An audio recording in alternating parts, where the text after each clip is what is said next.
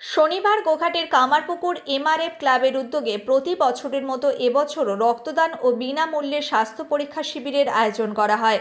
Club সদস্যরা জানান, এদিন এই শিবিরে মোট ৮০ জন রক্তদাতা রক্তদান করেন। এদিন এখানে উপস্থিত ছিলেন কলকাতার বিপি পোদ্দার হাসপাতালের চিকিৎসক ও অন্যান্যরা।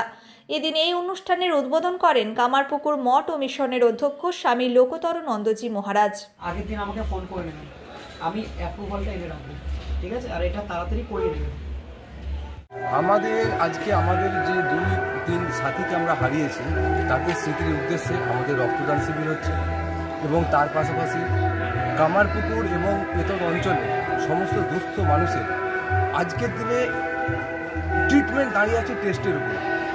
সেই বেশ কিছু টেস্ট আমরা এখানে বিনা পয়সায় করাচ্ছি এবং বিপি পোদ্দার হসপিটালের সাথে টাই আপ করে এখানে সুগার, প্রেশার, থাইরয়েড, ইসিজি এবং কার্ডিওলজি ডাক্তারবাবু আছেন যাদের হার্টের কোনো সমস্যা রয়েছে, তাদেরকে আমরা ট্রিটমেন্ট দিচ্ছি এমআরএফ ক্লাবের পক্ষ থেকে।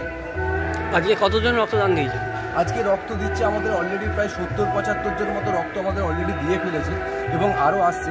এমআরএফ ক্লাবের রক্তদান শিবির মানে কামারপুকুরের মানুষ দেখতে আসে একটা অন্যরকম সংস্কৃতি। এমআরএফ ক্লাবের সংস্কৃতি মানে আজকে ক্লাব কালচারগুলো আস্তে আস্তে যেভাবে, সমস্ত ক্লাবই ভালো, আমি কোনো ক্লাবের খারাপ বলছি না, কিন্তু ক্লাব যে আগের যে কনসেপ্ট নিয়ে ক্লাব তৈরি হচ্ছে সেগুলো কোথাও যেন কিছু কিছু ক্লাব আস্তে আস্তে হারিয়ে যাচ্ছে।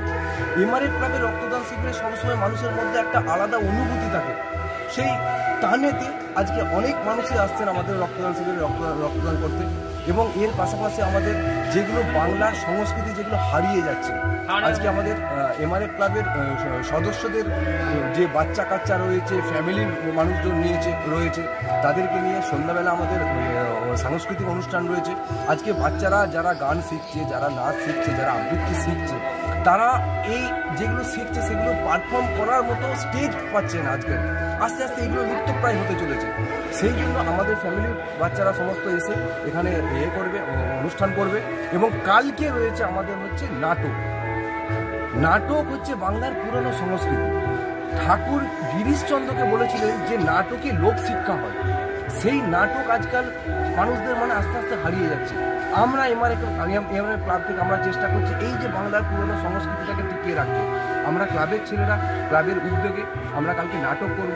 বিমল বন্দ্যোপাধ্যায় রচিত একটি অবাস্তব গল্প নাটক আমাদের কালকে অনুষ্ঠিত হবে। আমি এমআরএফ ফ্যামিলির একজন সদস্য। এবছর আজকে সকালে আমাদের বাৎসরিক অনুষ্ঠানের উদ্বোধন আমাদের রামকৃষ্ণ মঠের অধ্যক্ষ স্বামী লোকোত্তর নন্দজির হাত ধরে হয়েছে। উনি প্রতি বছরই আসেন এই দিনটিতে।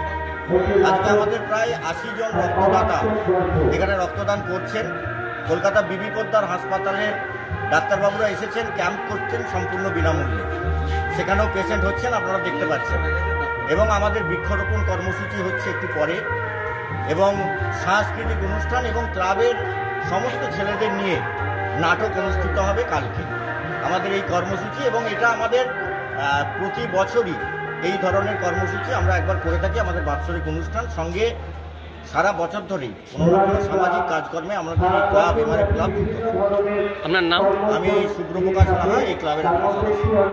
আজকে আমাদের এমআরএফ ক্লাবের পরিচালনায় আজকে মহতী রক্তদান উৎসব হচ্ছে। সকাল থেকে এই উৎসব শুরু হয়েছে।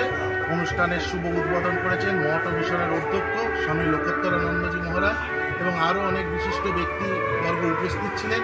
সাথে সাথে আজকে আমাদের রক্তদানের সঙ্গে বিপি পোদ্দার আয়োজিত হসপিটাল দ্বারা সম্পূর্ণ বিনা খরচায় ইসিজি, ব্লাড প্রেশার, সুগার এবং বিশিষ্ট ডাক্তারবাবুদের দ্বারা হার্টের পরীক্ষা নিরীক্ষা হচ্ছে।